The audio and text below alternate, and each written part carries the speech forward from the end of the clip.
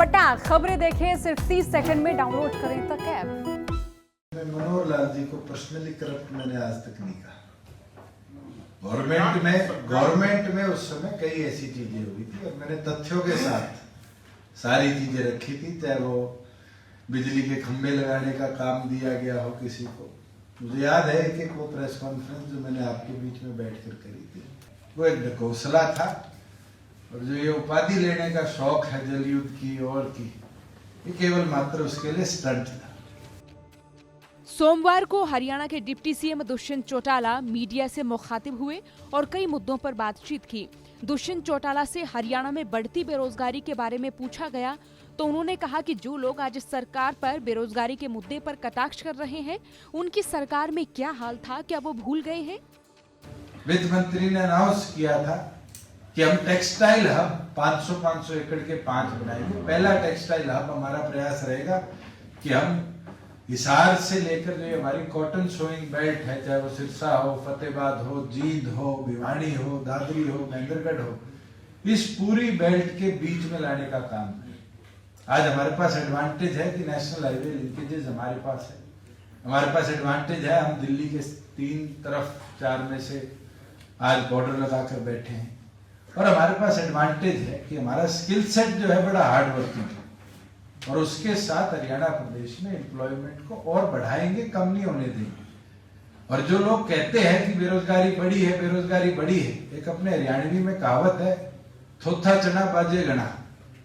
उनसे पूछने का काम करो कि उनके राज में कितनी अनएम्प्लॉयमेंट बढ़ी थी, कितनी गोलियां चली थी, कितनी लाठियां चली थी। आज भी वो दिन भूल नहीं सकते जब हीरो होंडा के सामने पार्क के बीच में लेबर को बिठाकर पुलिस ने लाठियों से पीटने का काम किया।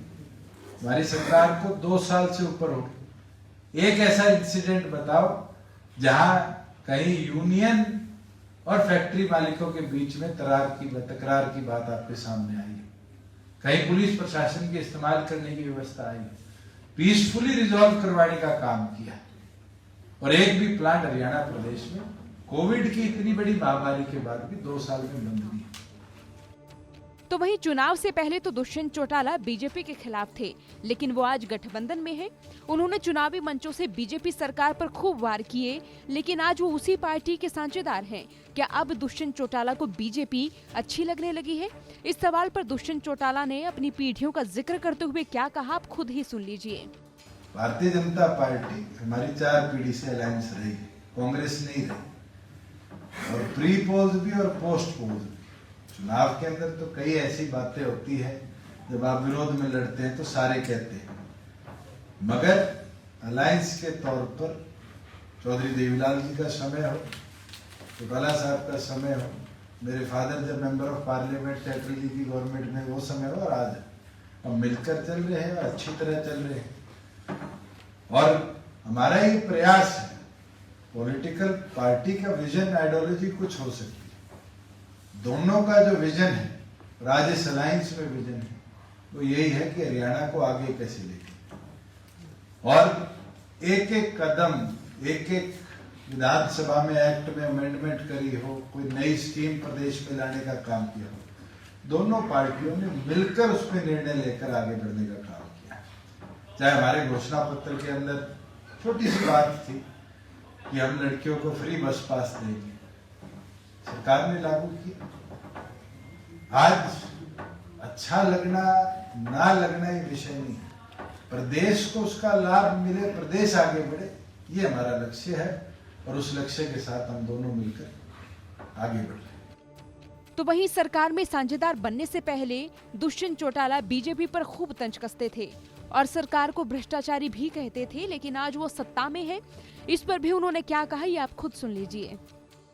सारी चीजें रखी थी, चाहे वो बिजली के खंभे लगाने का काम दिया गया हो किसी को। मुझे याद है कि वो प्रेस कॉन्फ्रेंस जो मैंने आपके बीच में बैठकर करी थी, और मैं स्टिक ऑन किया उसमें, आज भी किया। और वो चीजें उस समय गवर्नमेंट ने कैंसिल भी करी, विड्रॉ भी करी। आज भी बहुत ऐसी चीजें हैं, जैसे ही वो हमारे प्रीव्यू में आती है, हम सख्त कदम उसके विरुद्ध में उतारने का काम करते हैं। जहां आपके पहले सवाल की बात है कि उस समय क्या आपने सोचा था कि सरकार में आ जाए, मुझे याद है जब हमने जननायक जनता पार्टी बनाई तो बहुत से लोग ये कहते थे दो छोरे हैं, दो छोरे हैं। और हमने वो बदलाव लाकर दिखाया और प्रदेश में उन छोरे छोरियों की आवाज हम बढ़े। और आज भी हूं, निरंतर मेरा प्रयास है। आप 2 साल की मेरी वर्किंग देखेंगे तो मेरा प्राथमिक प्रयास रहा है कि हम युवा होने के नाते उनकी आवाज को और मजबूती से आगे बढ़ाएं। चाहे वो एग्जामिनेशन पैटर्न की बात हो, चाहे वो जॉब्स की बात हो, चाहे नई इंडस्ट्री लाने की बात हो। अगर किसी को इसका बेनिफिट होता है तो केवल मात्र हरियाणा प्रदेश के युवाओं को होता है। और आने वाले 20 साल में मैं बूढ़ा होने वाला नहीं, अभी तो 33 साल का हूँ, 53 के बाद जरूर मैच्योर कहूंगा। अब तक तो राहुल गांधी भी युवा है। तो वहीं उन्होंने एक सवाल के जवाब में इनेलो को भी घेरा। एसवाईएल पर बोलते हुए उन्होंने कहा कि एसवाईएल का मुद्दा तो इनेलो का ढकोसला था। जो इंडियन नेशनल लोकदल, और मैं तो इनेलो के सुप्रीमो से जरूर पूछना चाहूंगा कि इतनी बड़ी मुहिम चलाई एसवाईएल के पक्ष में, और उसके अंदर पंजाब विधानसभा में बादल साहब का ही उनने जाकर एज मुख्यमंत्री विरोध किया, और आज उन्हीं की पार्टी उनके समर्थन में वहां चुनाव प्रचार में जाने का निर्णय ले रही है। ये एक चीज साबित कर देता है कि एसवाईएल का सारा जो बनाने का और एजेंडा इंडियन नेशनल लोकदल द्वारा लिया गया वो एक ढकोसला था। और जो ये उपाधि लेने का शौक है जल युद्ध की और की, ये केवल मात्र उसके लिए स्टंट था।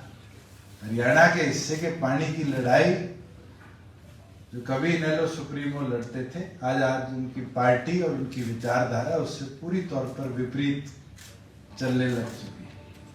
नेताओं के जुबानी वार जारी ही रहते हैं, लेकिन अब देखना होगा कि विपक्ष की ओर से दुष्यंत चौटाला के इन सभी बयानों पर क्या प्रतिक्रिया सामने आती है। ब्यूरो रिपोर्ट हरियाणा तक। हरियाणा की और भी खबरों के लिए बने रहिए हरियाणा तक के साथ।